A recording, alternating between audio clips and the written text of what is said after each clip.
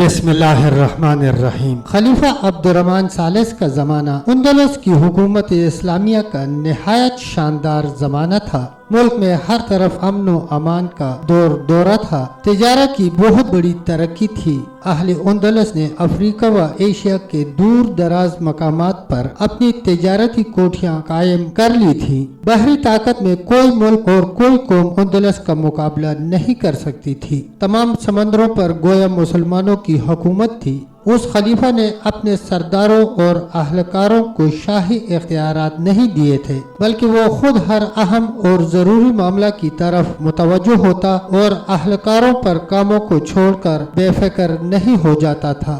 اس نے ان عرب جو حکومت و سلطنت پر حاوی تھے بتدریج کم کر کے ان لوگوں کو جو خلیفہ کے ہمدرد اور خیر اندیش تھے اور اپنے ذاتی غلاموں کا ایک حفاظتی دستہ فوج بنایا۔ خلیفہ کی نگاہ سے سلطنت کا کوئی چھوٹے سے چھوٹا حصہ پوشیدہ نہیں رہتا تھا۔ تمام جزیات خلیفہ کی نظر پہنچ جاتی تھی۔ خلیفہ عبدالرحمن کو سلاطین اندلس میں وہی مرتبہ حاصل تھا جو ہندوستان کے شاہان مغلیہ میں شاہ جہان کو۔ مسجد قرطبہ کی تعمیر کا کام عبدالرحمن اول کے زمانے میں شروع ہو کر اس کے بیٹے ہشام کے زمانے میں ختم ہو چکا تھا، مگر اس کے بعد بھی ہر ایک فرمان روائے اندلس نے اس مسجد کی شان و شوکت اور زینت کے بڑھانے میں ہمیشہ خزانوں کا منہ کھلا رکھا۔ خلیفہ عبدالرحمن ثالث نے بھی اس مسجد کی تعمیر و تکمیل میں 40 اور 50 لاکھ کے درمیان روپیہ خرچ کیا۔ اس مسجد کا طول شرق سے غرب تک 500 فٹ تھا۔ اس کی خوبصورت محرابیں 1417 سنگ مرمر کے ستونوں پر قائم تھیں۔ محراب کے قریب ایک بلند منبر خالص ہاتھی دانت اور 36,000 مختلف رنگ اور وضع کی لکڑی کے ٹکڑوں سے بنا اور ہر قسم کے جواہرات سے جڑا ہوا رکھا تھا۔ یہ منبر 7 برس کے عرصے میں تیار ہوا تھا۔ خلیفہ عبدالرحمن نے اس مسجد کے قدیم میناروں کو گرا کر ایک نیا مینار 108 فٹ بلند تیار کروایا تھا، جس میں چڑھنے اور اترنے کے 2 زینے میں 107 سیڑھیاں تھیں۔ اس مسجد میں چھوٹے بڑے 10,000 جال روشنی کے جلا کرتے تھے، جن میں 3 سب سے بڑے جال خالص چاندی کے اور باقی پیتل کے تھے۔ بڑے بڑے جالوں میں 1480 پیالے روشن ہوا کرتے تھے اور ان 3 چاندی کے جاڑوں میں 36 سیر تیل جلا کرتا تھا۔ 300 ملازم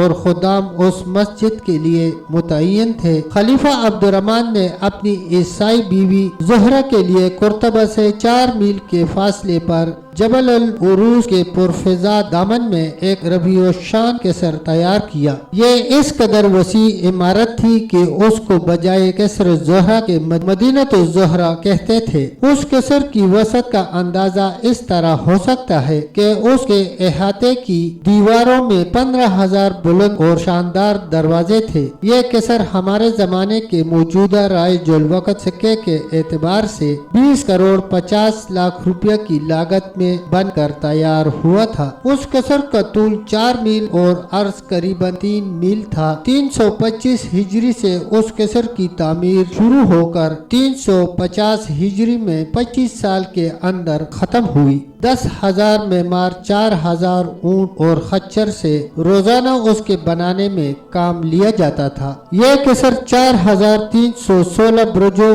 اور ستونوں پر جو سنگ مرمر وغیرہ قیمتی پتھروں کے بنے ہوئے تھے قائم تھا۔ ان ستونوں میں سے بعض ستون فرانس و قسطنطنیہ وغیرہ کے بادشاہوں نے ہدیتاً عبدالرحمن ناصر کی خدمت میں بھیجے تھے۔ عبداللہ حسن بن محمد علی بن جعفر انجینئروں کو بیچ کر سنگ مرمر کی ایک مقدار افریقہ سے منگوائی گئی تھی۔ ایک سب سے بڑا فوارہ جو سونے کا معلوم ہوتا تھا اور اس پر نہایت خوشنما نقش و نگار تھے، جو احمد یونانی اور ربیع پادری قسطنطنیہ سے لائے تھے۔ ایک فوارہ سنگ سبز کا ملک شام سے منگوایا گیا تھا۔ 12 پرند اور چرند جانوروں کی صورتیں مختلف جواہرات اور سونے کی بنی ہوئی اس میں لگائی گئی تھی۔ ہر جانور کے منہ میں چونچ میں سے پانی کا فوارہ بلند ہوتا تھا۔ اس فوارے میں کاریگر نے وہ دستکاری ظاہر کی تھی کہ یورپ کے جن سیاحوں نے ان کو دیکھا ہے وہ بیان کرتے ہیں کہ دیکھنا اور سنا تو بڑی بات ہے کہ خواب و خیال کو بھی یہاں مجال و دخل نہ تھی۔ اس قصر کا حصہ قصر الخلفاء بھی قابل دید تھا۔ اس کی چھت خالص سونے اور ایسے شفاف سنگ مرمر سے بنی ہوئی تھی کہ دوسری طرف کی چیز مثل آئینہ کے نظر آتی تھی۔ یہ چھت باہر کی جانب سونے چاندی کے سفالوں سے سجی ہوئی تھی۔ اس کے وسط میں ایک خوبصورت مرصع فوارہ نصب تھا جس کے سر پر وہ مشہور موتی جڑا ہوا تھا جس کو شہنشاہ یونان نے بطور تحفہ عبد الرحمن ثالث کی خدمت میں بھیجا تھا۔ اس فوارے کے علاوہ قصر کے بیچ میں ایک فوارہ نما تاش پارہ سے لبریز تھا۔ اس قصر کے گرد نہایت خوشنما آئینے ہاتھی دانت کے چوکھٹوں میں جڑے ہوئے تھے۔ مختلف اقسام کی لکڑیوں سے مرصد دروازے سنگ مرمر اور بلوری چوکھٹوں پر نصب تھے۔ جس وقت یہ دروازے کھول دیے جاتے اور آفتاب کی شعاع سے مکان روشن اور منور ہوتا تو کسی کی مجال نہ تھی کہ وہ اس کی چھت اور دیواروں کی طرف نظر بھر کے دیکھ سکے۔ اس حالت میں اگر پارہ ہلا دیا جاتا تو یہ معلوم ہوتا تھا کہ تمام مکان جنبش میں ہے۔ جو لوگ اس راز سے واقف نہ تھے وہ مکان کو فی الحقیقت جنبش میں سمجھ کر بے حد خائف ہوتے۔ اس قصر کے انتظام اور نگرانی کے لیے 13,750 ملازم اور 13,382 غلام جو نصارہ قوم کے تھے۔ حرم سرا کے اندر 6,000 عورتیں خدمت گزاری کے لیے حاضر رہا کرتی تھیں۔ حوضوں میں روزانہ 12,000 روٹیاں علاوہ اور چیزوں کے مچھلیوں کی خورش کے لیے ڈالی جاتی تھی۔ مدینہ الزہرہ وہ نادر الوجود قصر تھا جس کی وسط سنگ مرمر کی عمارات، دربار خاص و عام کی شان و شوکت، اس کے باغات کا پرفضا سما جہاں ہزاروں